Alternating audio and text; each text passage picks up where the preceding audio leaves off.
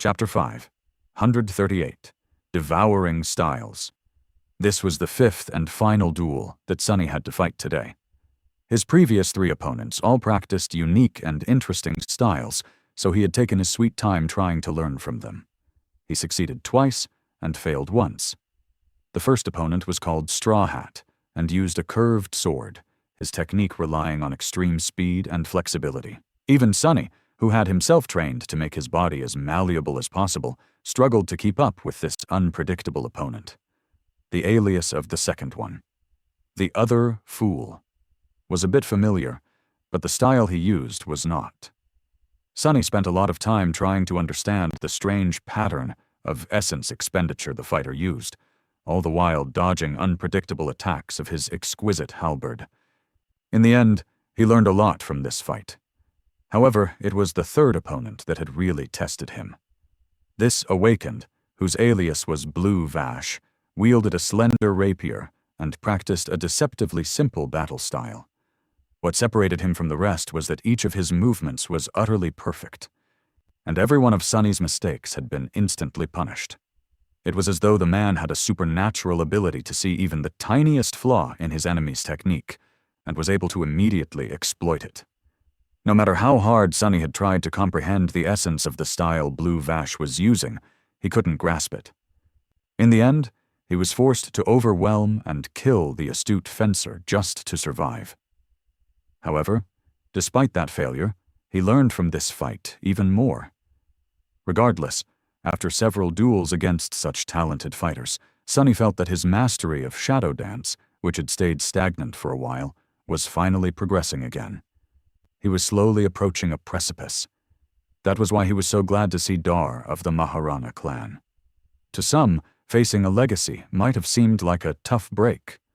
But for Sunny, legacies were like gift boxes. They hid all kinds of goodies, his for the taking. The problem was that, just like the covetous coffer, this box in particular could potentially bite off his greedy hand. The young legacy fighter wasn't using a bow anymore, of course, which wasn't a surprise. Legacies were trained to be proficient with a multitude of weapons, and a duel was not a place for arrows. Instead, he was holding a menacing great mace, its round head brimming with sharp spikes. What made this guy so dangerous was not his bow, in any case. It was his strange ability to zero in on the enemy and somehow perceive their every move, or whatever it was that had allowed him to barrage Sunny with arrows from afar with frighteningly high precision. While Sunny was staring at the mighty Dar, he was looking back at Mongrel. The Scion's gaze traveled across the mantle of the underworld, making Sunny shiver for some reason, and then reached Weaver's mask. Suddenly, the muscular young man frowned. Strange. An ascended armor and an echo for a weapon. Even if it is just dormant, you've done well for yourself. But that mask, where did you get it? The corner of Sunny's mouth twitched. Chatty enemies? They were the worst, especially ones with such a kin vision. Took it off a random corpse. He paused, and then added with calm indifference. Shall we start? Or do you need time to run to the other side of the arena, hide, and summon your bow? Sunny was trying to antagonize the young on purpose, hoping that he would forget this line of questioning. Luckily, his strategy worked. Dar of the Maharana clan grinned. No need. Who knows? Maybe I'll take it off your corpse one day too. With that, he raised his heavy weapon and suddenly lunged forward with a speed that no one his size was supposed to possess. The spiked mace whistled through the air, and in the next moment, the sound of clashing steel rang across the arena. Strong! Sunny was thrown back by the force of the impact. His block held, and the Soul Serpent held too. However, he failed to adjust the weight of the mantle of the underworld enough, so his body was pushed back.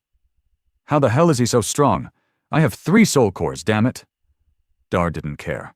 He was much taller, had much more muscle mass, a much longer reach, not to mention that as a legacy, he could have had many charms and memory enchantments feeding him strength, agility, and resilience. This fight wasn't going to be easy. Before Sunny could even properly land, the mace was flying at his head again.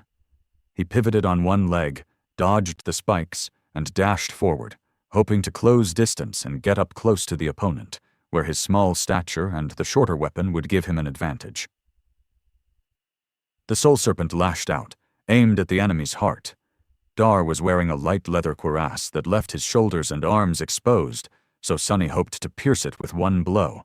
However, to his surprise, the tip of the Odaki slid off the light leather armor as if it was forged from adamantine steel instead. Damn legacies! The legacy in question spun his mace, forcing Sunny to retreat, then glanced down at the spot where a tiny scratch was left on his cuirass. When he looked up again, his eyes were full of dark amusement. Not bad. Sunny gritted his teeth. Still running his mouth? Let's see if you have any breath to waste in a couple of minutes. The two of them clashed again, exchanging dozens of blows. Both were strong, fast, and skilled. Neither could easily overwhelm the opponent. This was the second time Sunny had to fight a legacy. Third, if he counted Nephis. The difference was incredibly obvious. His previous opponents were talented and experienced, but none of them could compare to Dar. This young man was a deadly battle machine crafted to reign on any battlefield, trained from the moment he had taken his first step to wield weapons of war and destroy his enemies. He was no match for Castor, however. But Castor had never gotten the chance to become an awakened. Once a legacy learned to control the flow of soul essence, their power grew exponentially, which was what Sunny was currently experiencing.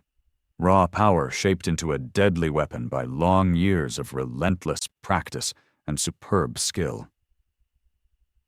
And yet he wasn't worried.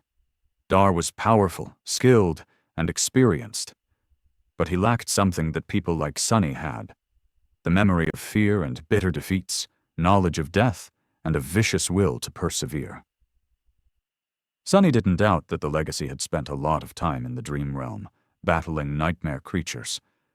But he did doubt that Dar had ever found himself in absolute despair, having to claw his way back to life. His experience was that of fighting down and not fighting up. As Master Jet would say, he wasn't a killer, but Sunny was, and so the legacy had already lost this fight, even if he didn't know it yet. He was only alive because his enemy was interested in learning sophisticated battle styles, and there was a lot of sophistication in Dar's aggressive and domineering battle style. Legacies were truly in a league of their own. This was not something that Sunny could learn in a heartbeat. He needed time, and so their violent duel had turned into a slow but terrifyingly intense battle of attrition. A minute passed, then another, then another. The two fighters were still entangled in a ferocious melee.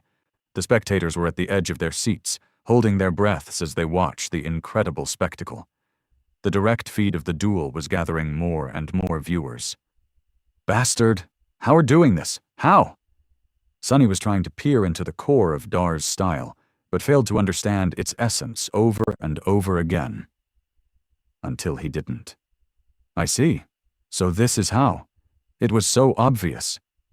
By that point, both of them were exhausted and wounded, their reserves of essence running dry. Sunny had much more left, of course. Even though continuously enhancing his physical prowess and using the Feather of Truth enchantment of the mantle was hungrily eating through shadow essence, he had 3 times the capacity. He also had much better control of it, it seemed. All the time Sunny had spent meditating in the sky below was not for nothing, after all. Feeling the foundation of Shadow Dancer grow stronger, Sunny grinned behind the mask and suddenly changed his entire attitude. His movements turned sharper and more aggressive, his demeanor bold and overbearing. The soul serpent turned into liquid darkness and then shaped itself into a spiked mace. Dar was thrown off by the sudden change, but only for a moment. However, that moment was all Sunny needed. Dodging the enemy's attack before it could even fully manifest, as if reading the legacy's thoughts, he dove under the strike and delivered a crushing blow of his own. His enemy's leather armor still held, but the bones beneath it did not. Dar's ribcage caved, and he spat a stream of blood. In the next second, Another hit connected with his jaw, turning the young man's face into a bloody mess. He fell to his knees and raised a hand, desperately trying to block the finishing blow. The demon in black armor knew no mercy, though. Calmly raising the mace, he brutally brought it down. The crowd let out a collective scream. In the silence that followed, a pleasant voice announced, "Dar of the Maharana clan was eliminated."